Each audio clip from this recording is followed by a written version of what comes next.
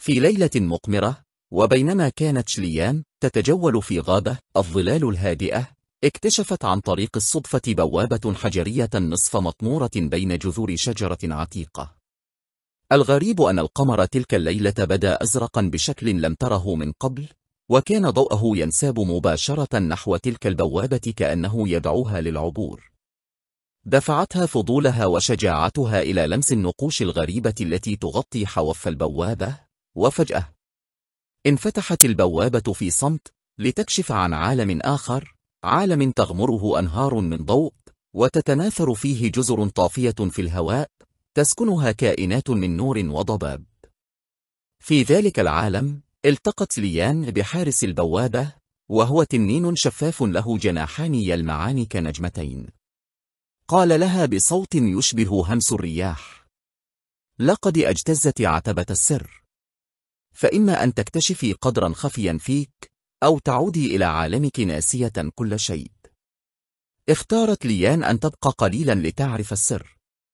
اكتشفت أنها تستطيع التحكم في الأنهار الضوئية، وأن هذا المكان كان ينتظر منذ قرون من يحمل قلبا نقيا ليوقظه من سباته.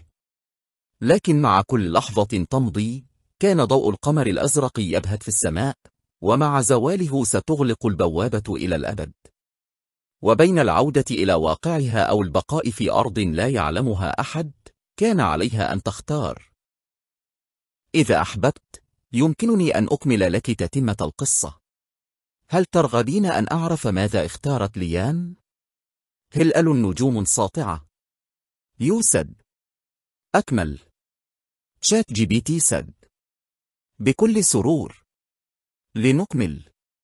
وقفت ليان على حافة الجزيرة الطافية، تحدق في البوابة التي بدأت تغلق ببطء، وأنفاسها تختلط بالخوف والدهشة. قلبها كان يخفق بعنف. أتبقى في عالم ساحر لا تعرف عنه شيئا، أم تعود إلى عالمها المألوف وتنسى كل ما رأته؟ اقترب منها التنين الشفاف، وقال لها بهدوء يشبه لحنا قديما: القرار لك، لكن تذكري بعض الأبواب لا تفتح مرتين. تنهدت ليان، وشعرت أن في داخلها قوة لم تكن تعلم بوجودها.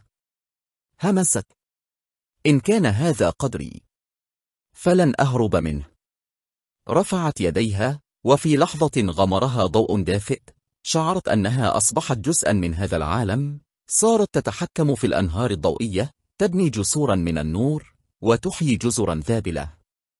تنفست بعمق، وعرفت أن قلبها النقي هو مفتاح يقظة هذا المكان، وأنه بوجودها سيعود للحياة.